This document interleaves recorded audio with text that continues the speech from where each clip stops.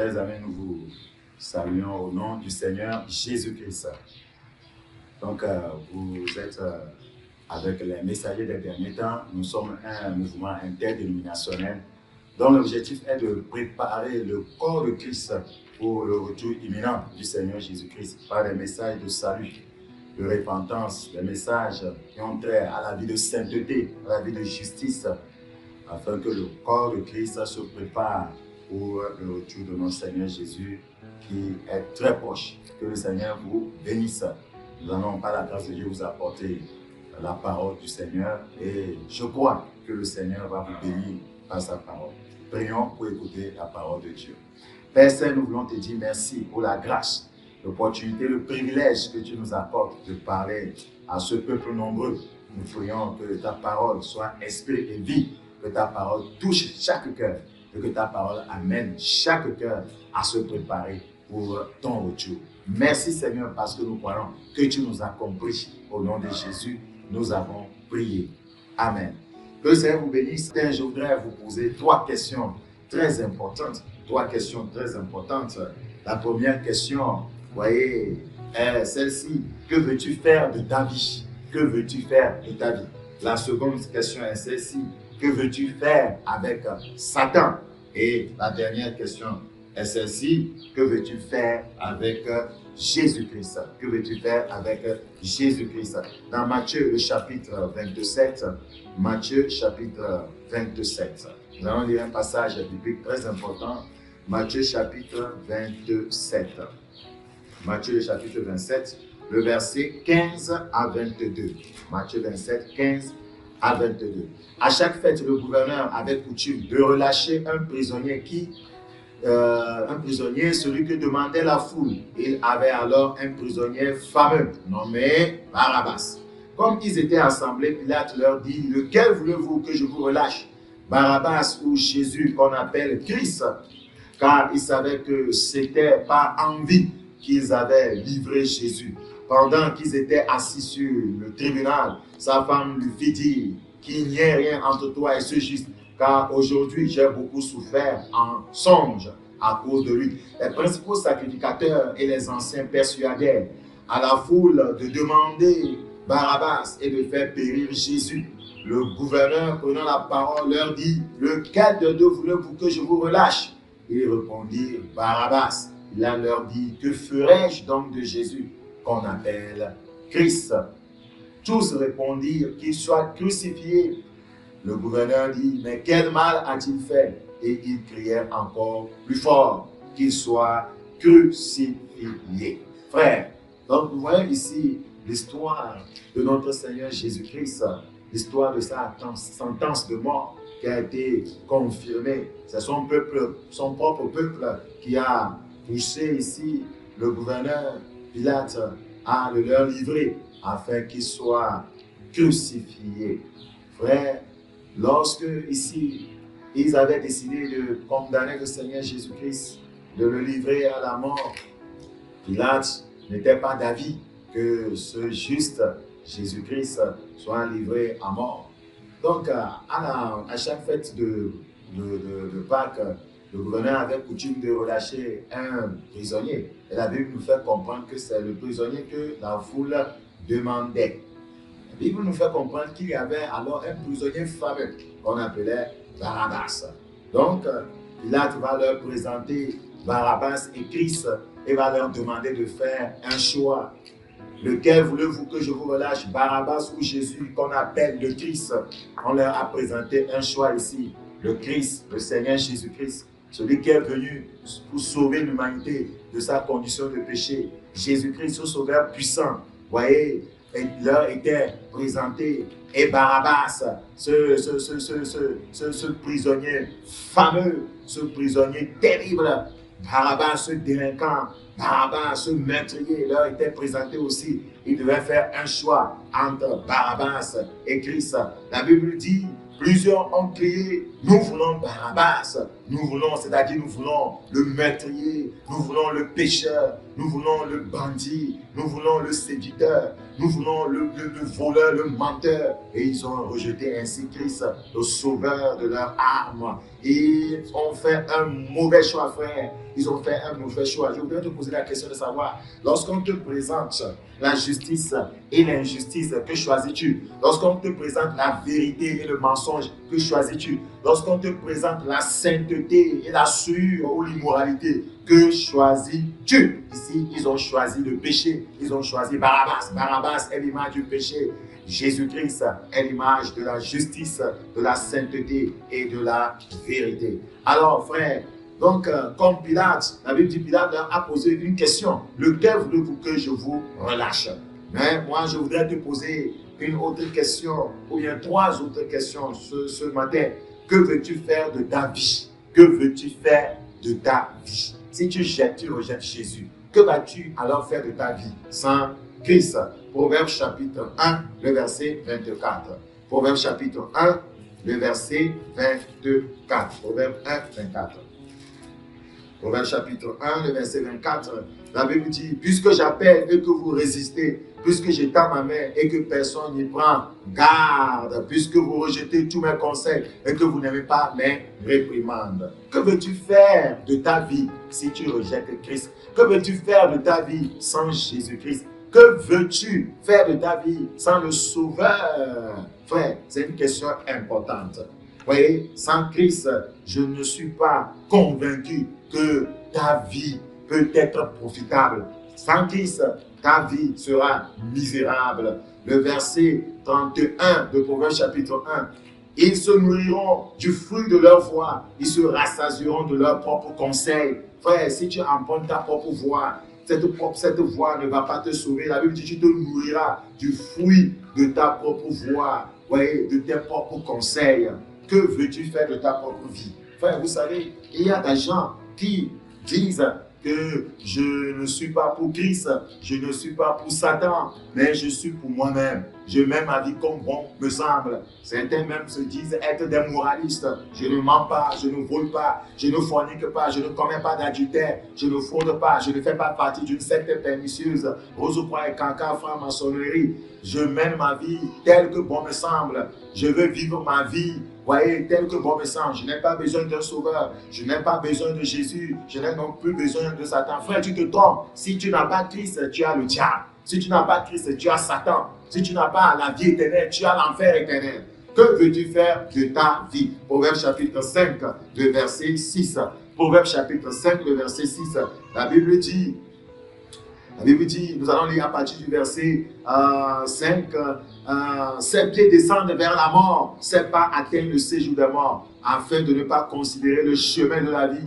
Elle est errante dans ses voies, elle ne sait où elle va. Si tu n'as pas Christ, tu n'as pas de boussole. Alors cela veut dire que tu ne sauras pas où tu es en train d'aller. Sans Christ, tu n'as aucune boussole pour cette vie. Donc Christ est ma boussole, voyez, de celui qui l'accepte dans sa vie. Christ, voyez, constitue notre direction pour la vie. Donc, si tu n'as pas Christ, tu n'as aucune direction pour ta vie. Le diable va te diriger. Les plaisirs mondains vont prendre l'emprise sur ta vie. Que veux-tu faire de ta vie, frère? Que veux-tu faire de ta vie, sœur, sans Christ? Que veux-tu faire de ta vie? Tu ne deviendras rien sans Christ. La Bible dit, telle voie paraît droite à un homme, mais son issue, c'est la voie de la mort. Telle voie paraît droite à un homme. Tu as emprunté ta propre voie. Tu as rejeté Jésus-Christ qui est le chemin, la vérité et la vie. Cette voie que tu as empruntée, cette voie dont tu es fier, la Bible dit, la finalité de cette voie, son issue, ce sera la mort. Donc cela veut dire que celui qui n'a pas Christ, voyez, il finira par la mort éternelle. Que veux-tu faire de ta vie sans Christ, frère? Tu as besoin de Christ si tu ne veux pas finir dans l'enfer éternel. Nous disons dans Jean chapitre 15, le verset 5, Jean 15, verset 5, « Je suis le sceptre, vous êtes les sarments. Celui qui demeure en moi et en qui je demeure porte beaucoup de fruits, car sans moi, vous ne pouvez rien faire. Sans Christ, frère, sans Christ, sœur, tu ne peux rien faire. Tu peux être n'importe qui, tu peux avoir n'importe quelle position sociale. Sans Jésus-Christ, tu es nul. Sans Jésus-Christ, tu n'as pas d'espérance. La Bible dit Christ en nous, l'espérance de la gloire. Sans Jésus-Christ, tu n'entreras pas dans la gloire éternelle. Tu n'iras pas au ciel, tu n'auras pas la vie éternelle.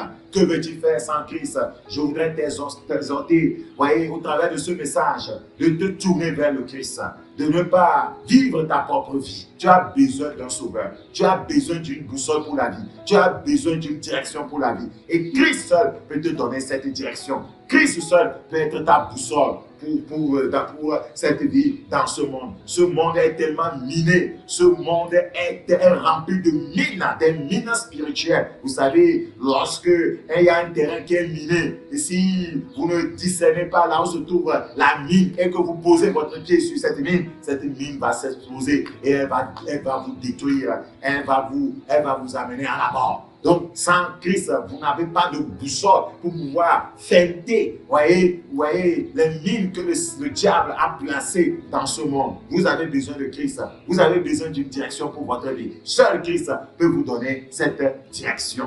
C'est très important. Je voudrais te poser la deuxième question. Que veux-tu faire avec Satan? Je t'ai fait comprendre que quand tu n'as pas Christ dans ta vie, automatiquement, tu as Satan dans ta vie, tu as le diable dans ta vie, tu as des démons dans ta vie. Sans Christ, voyez, sans Christ dans ta vie, cela veut dire que cette vie est contrôlée par les puissances des ténèbres. Nous lisons rapidement dans Jean chapitre 8. Jean chapitre 8, nous allons considérer le verset 44. Jean chapitre 8, 44, la Bible dit, vous avez pour père le diable et vous voulez accomplir les désirs de votre père. Donc si tu n'as pas Christ dans ta vie, tu as pour père le diable. Vous avez pour père le diable et vous voulez accomplir les désirs de votre père. Il a été meurtrier dès le commencement et il ne se tient pas dans la vérité parce qu'il n'y a pas de vérité en lui. Lorsqu'il profère le mensonge, il parle de son propre fond car il est menteur et le père du mensonge. Donc celui qui n'a pas Christ dans sa vie, automatiquement, il a pour père le diable. Et son père, le diable, va le conduire, voyez, dans le péché, va le conduire à mener une vie contraire à la parole de Dieu. Voilà. Donc, pourquoi veux-tu accomplir les désirs du diable? En adorant les idoles, frère, en allant, voyez, dans les sectes pernicieuses. Cela voudra dire que tu veux accomplir les désirs du diable. Tu veux accomplir les désirs du diable. Le diable, voyez, est-il ton père? C'est la question que je vais te poser. Le diable est-il ton père? Mais si le diable n'est pas ton père, pourquoi tu vis dans le mensonge? Si le diable n'est pas ton père, pourquoi tu vis dans la débauche? Si le diable n'est pas ton père, pourquoi tu vis dans la fornication, l'adultère? Si le diable n'est pas ton père, pourquoi alors tu vis dans la sorcellerie? Si le diable n'est pas ton père, pourquoi en tant que jeune femme, tu avortes? Si le diable n'est pas ton père, pourquoi tu vis dans l'adultère? Ouais, si le diable n'est pas ton père, pourquoi tu te masturbes? Si le diable n'est pas ton père, pourquoi tu vis dans l'homosexualité, dans le lesbianisme? Si le diable n'est pas ton père. Donc, tous ceux qui vivent dans ce genre de péché, cela veut dire qu'ils ont pour père le diable. Et justement, je te pose la question de savoir, que veux-tu faire avec Satan? Que veux-tu faire avec lui? Qu'est-ce que le diable peut te donner de bien? Qu'est-ce que le diable peut te donner de bien? Quel bonheur le diable peut-il t'apporter? Frère, pourquoi veux-tu adorer le diable? Il y a plusieurs personnes, voyez, qui se sont complètement livrées au diable par les pratiques, voyez bien, les coutumes de vie mondaine. Il y a des gens qui sont saisis par l'esprit de ce siècle, la mondanité. Vous voyez, la Bible dit, si quelqu'un aime le monde, l'amour du Père n'est point en lui. N'aimez pas le monde, ni les choses qui sont dans le monde. Si quelqu'un aime le monde, l'amour du Père n'est point en lui. Dans 1 Jean chapitre 2, verset 15. Donc celui qui aime le monde, qui vit selon les coutumes de ce monde, qui vit selon les traditions de ce monde, qui vit selon les pratiques de ce monde, celui-là a pour père le diable. Celui-là s'est connecté au diable. Vous allez voir aujourd'hui, voyez, nos sœurs, nos jeunes femmes, comment elles s'habillent. Voyez, elles se sont laissées attirer, voyez, par Satan, voyez, pour se donner à cette mode démoniaque. Voyez comment les femmes s'habillent aujourd'hui. Les femmes qui moulent leur corps plutôt par des pantalons, qui moulent leur corps par des habits sexy.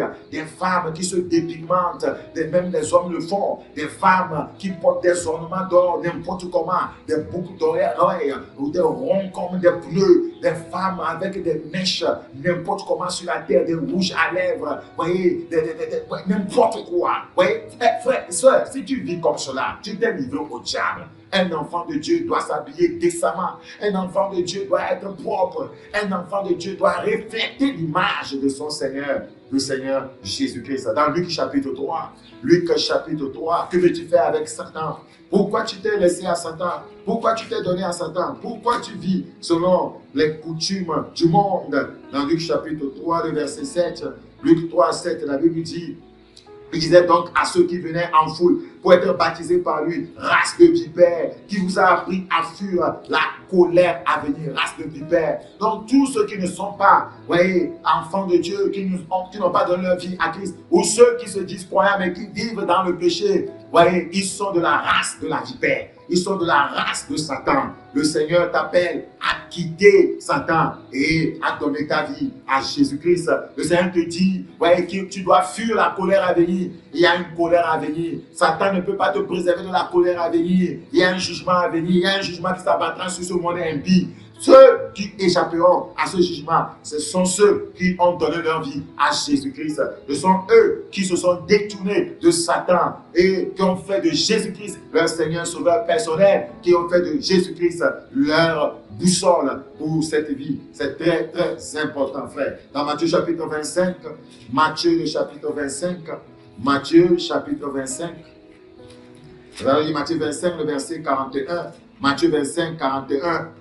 Ensuite, il dira à ceux qui seront à sa gauche, retirez-vous de moi, maudits. Allez dans le feu éternel qui a été préparé pour le diable et pour ses anges. Le feu éternel, l'enfer, a été préparé pour le diable et ses anges. Si tu suis le diable, tu finiras par aller là où il ira. Le diable finira dans les flammes éternelles. Si tu le suis, tu vas le rejoindre là-bas. Mais si tu te détournes de lui et tu suis le Christ, le Seigneur Jésus-Christ, notre sauveur, ce sauveur puissant, alors tu vas te retrouver en fin de compte au ciel.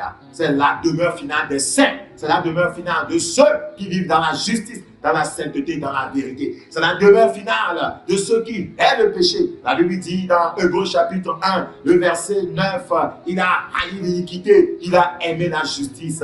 Voyez, si tu aimes l'iniquité, tu aimes la justice, alors tu vas finir au ciel. Mais si tu hais la justice et tu aimes l'iniquité, tu vas finir en enfer, dans un feu éternel, où tu seras brûlé pour l'éternité. Je voudrais te poser ma dernière question. Voyez, que veux-tu faire avec, que veux-tu faire de Jésus? Continuons dans Matthieu chapitre 27, Matthieu chapitre 27, le verset 22. Matthieu chapitre 27, le verset 22.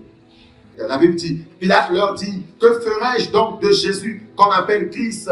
Tous répondirent, qu'il soit crucifié. Voyez, Pilate était tellement ignorant. Bon, les Juifs ici ont choisi Barabbas. Barabbas le meurtrier. Barabbas le délinquant. Barabbas, voyez, ce menteur, ce faux. Voyez, Barabbas ce meurtrier. Voyez, ils l'ont choisi. Nous voulons Barabbas. Nous voulons que tu nous relâches Barabbas. Nous ne voulons pas Jésus-Christ. Mais lorsque finalement, Pilate était décidé à leur relâcher Barabbas et à garder Jésus-Christ pour qu'il soit crucifié, Pilate leur a posé une question, je ne sais pas si je dois dire une question bête, ou bien une question qui est due à son ignorance par rapport à la personne du Seigneur Jésus-Christ. Pilate leur dit au verset 22, que ferai-je donc de Jésus qu'on appelle Christ? Vous voyez ici, Pilate ne sait pas que faire avec Jésus. Mais ça, c'est pas possible. Pilate ne sait pas que faire avec le Sauveur.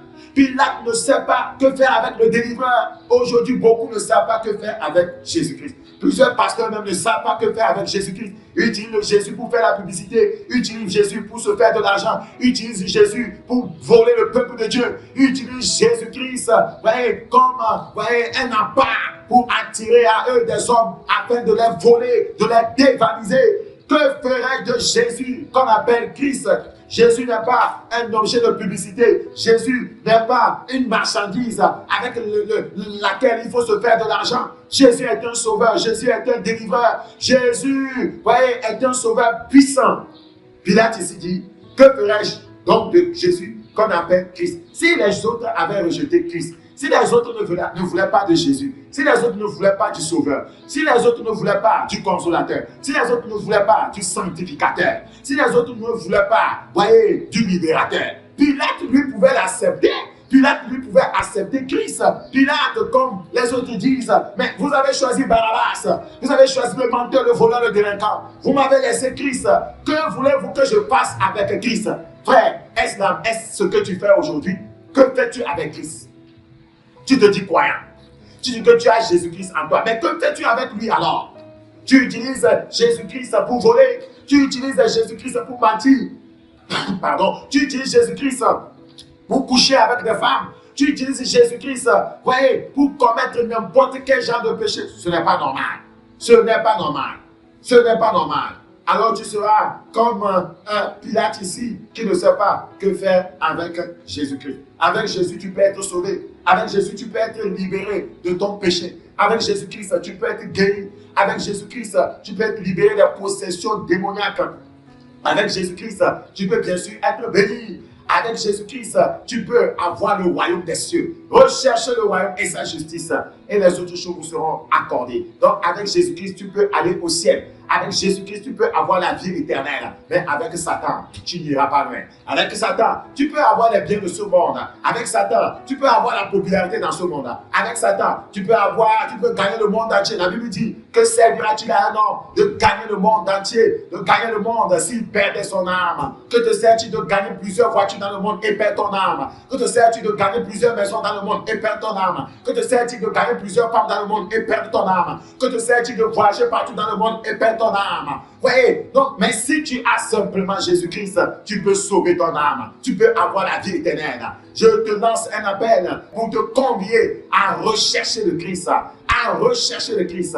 Voyez, ne sois pas sage à tes propres yeux. Tes propres voies ne te sauveront pas. Tes propres voies t'amèneront dans la perdition éternelle. Ne suis pas Satan. Satan tu ne peux pas avoir un avenir heureux avec Satan. La Bible nous dit dans Jérémie chapitre 15, le verset 11, certes tu auras un avenir heureux. L'avenir heureux, on peut l'avoir avec Jésus-Christ. L'avenir heureux, on peut l'avoir avec le salut. Le salut constitue notre passeport pour entrer dans un avenir heureux. C'est très important. Dans Genèse chapitre 32, Genèse chapitre 32, le verset 30.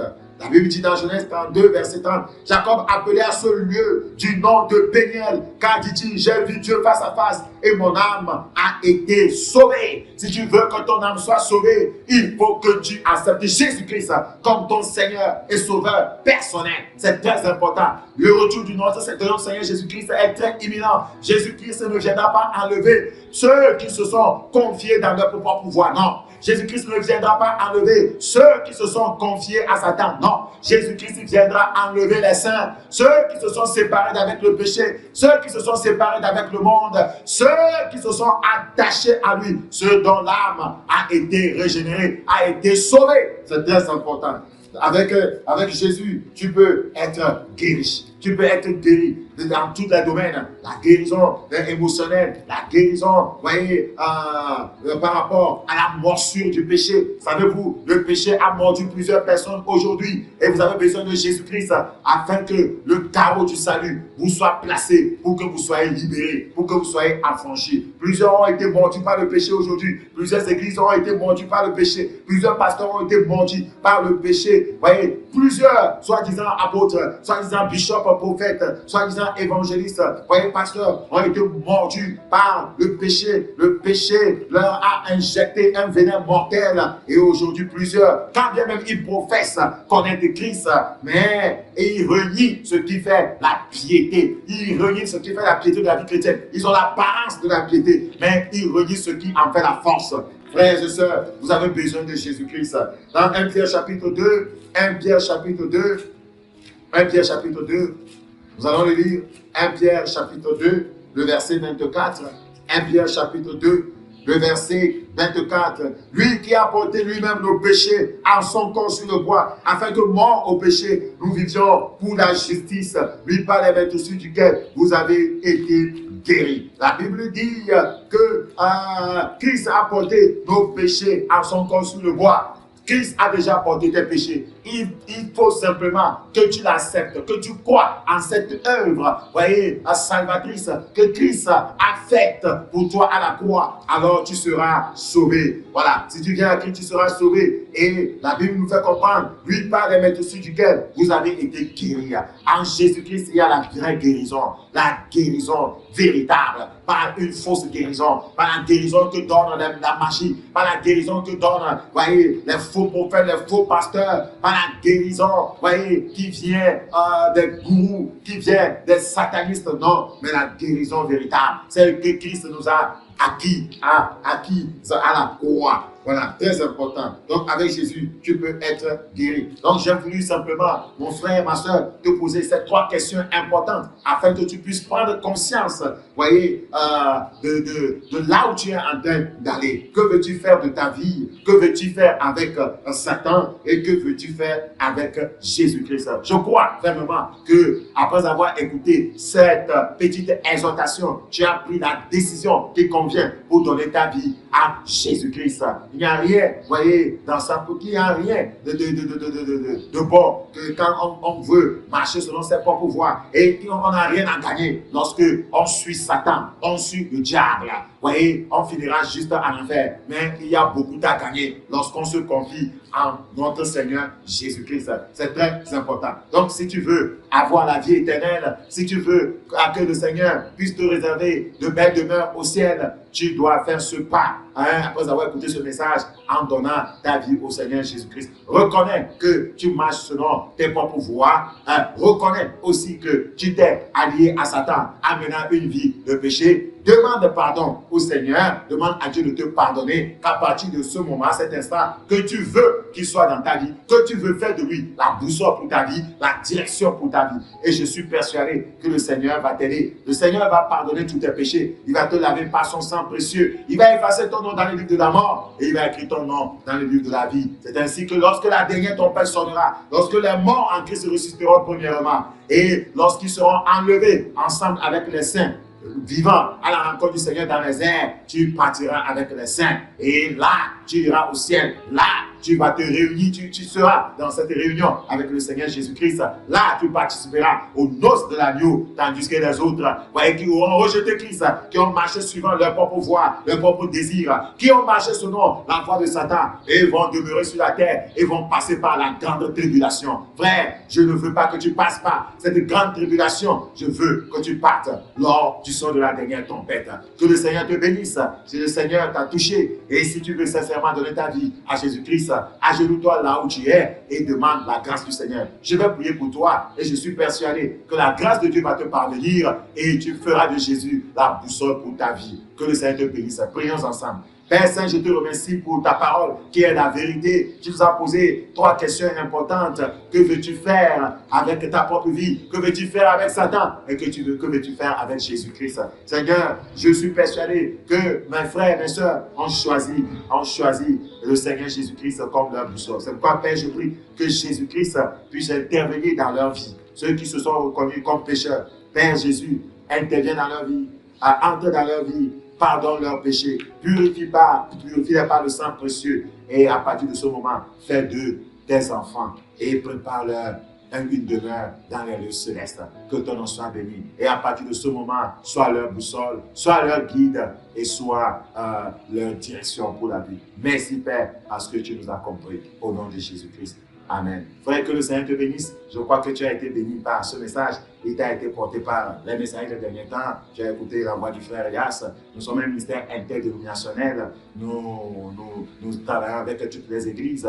Notre objectif principal est de prêcher le salut, la repentance, la sainteté, la vérité, le retour du Seigneur Jésus-Christ, l'enlèvement, la grande tribulation, le règne millénaire, afin que le corps de Christ se prépare pour le retour du Seigneur Jésus. Ce retour est imminent. Que le Seigneur te bénisse.